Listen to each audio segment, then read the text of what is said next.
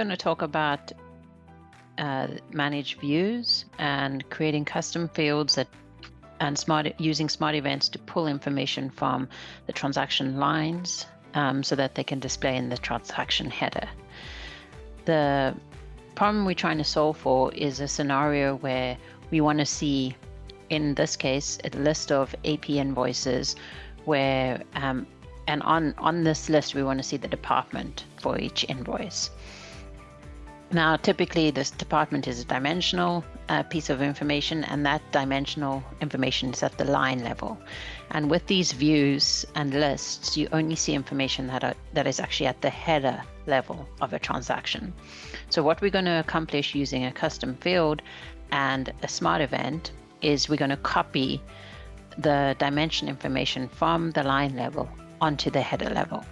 Now, one of the assumptions is that the transaction has the same department throughout any lines on that actual transaction, because we're only going to copy the first line of that transaction onto the header record.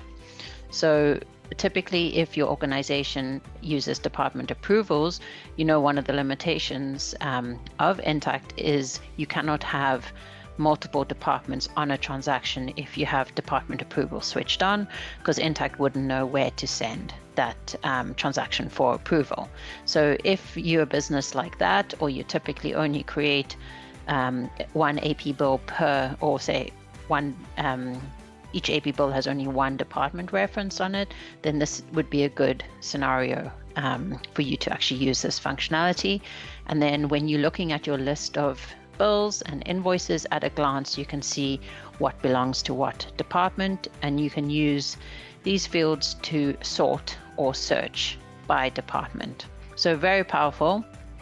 And I'm just going to start by showing you the steps. There's kind of 3 steps involved. Step 1 would be to actually create the custom field. Step 2 would be to manage this view, edit the view to pull in the custom field. And step 3 would be to create the smart event itself, which will actually copy information from the line level onto this custom field. So let's get started with step 1, which is creating the custom field. So I navigated to Platform Services and Custom Fields. I'm going to add a new custom field. We want it to be on the AP bill itself, so we want the custom field to live on the header.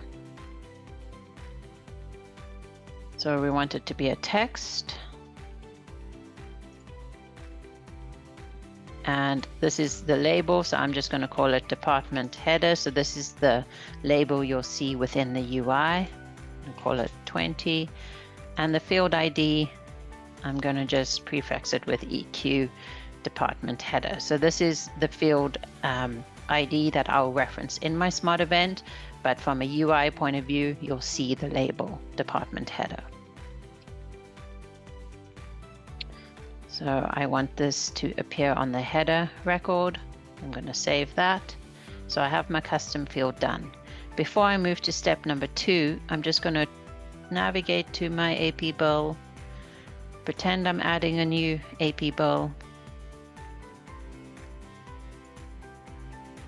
and I'm going to just double check, yep, my custom field is on the header record of this AP bill. So I know my custom field exists. So that's step 1. So step 2, I'm going to go to my list of my bills. This is my view. So in step 2, I want to actually create a custom view and pull in my custom field.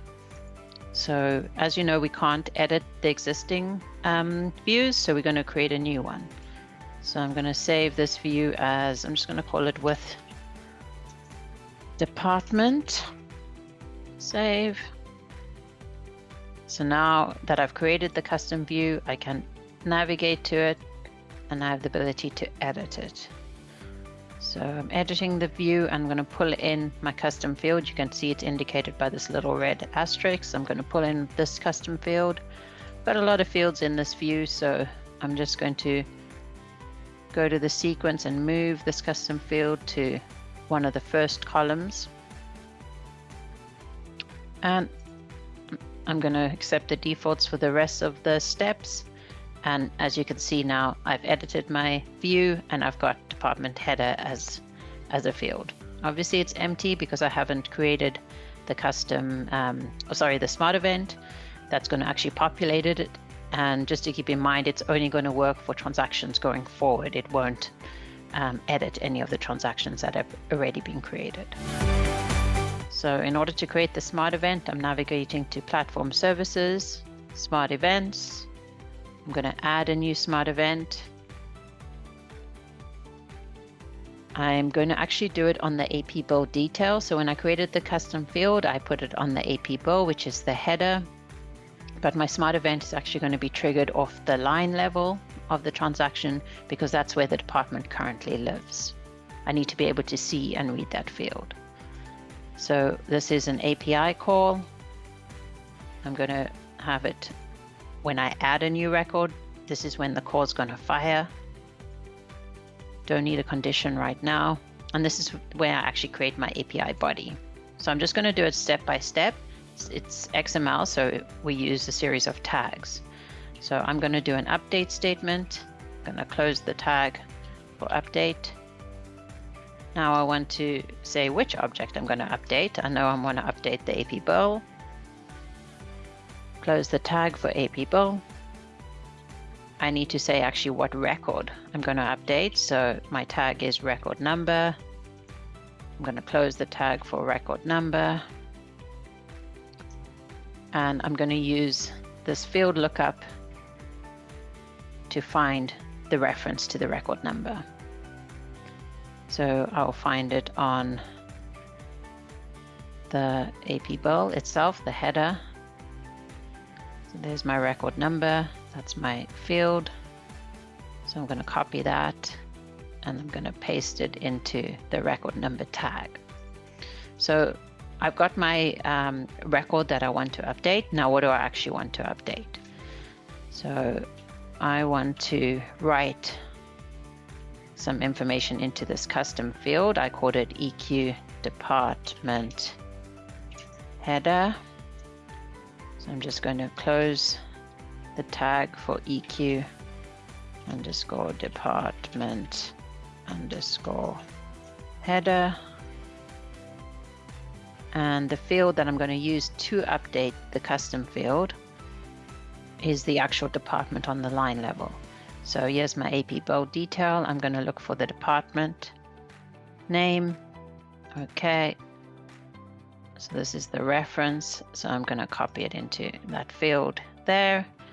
And I'm going to make this a synchronous smart event. The reason I'm making it a synchronous smart event is because I wanted to actually fire this smart event before it actually leaves the record to make sure that it gets updated correctly with the header information. So I'm going to the next steps. I'm just giving it a smart event name. So I'm calling it update department and save.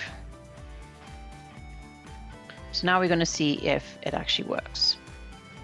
So navigating to accounts payable, bills, I'm going to add a new record. I'm going to pick any vendor, my invoice number.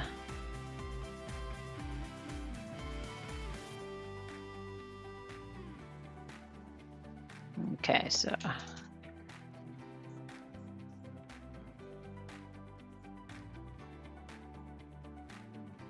there I've got my line 1 of my transaction.